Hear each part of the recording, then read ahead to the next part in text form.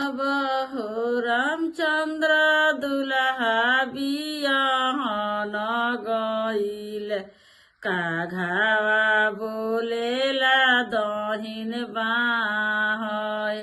काघावा के बोली सुनी लक्ष्मण बाबू घबराइल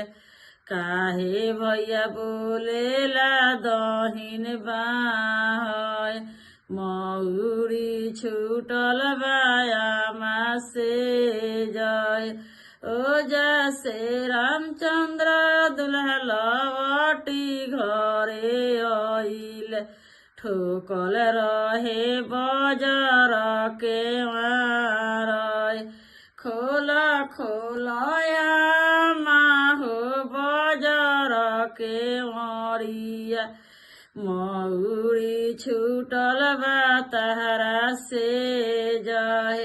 कैसे में खोली होया माँ कैसे में खोलिए बबुआ बजर के मरिया हमहू पीले तातल मार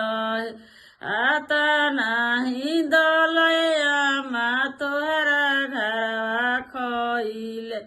काहे पिएलु तातल मार अन कर धिया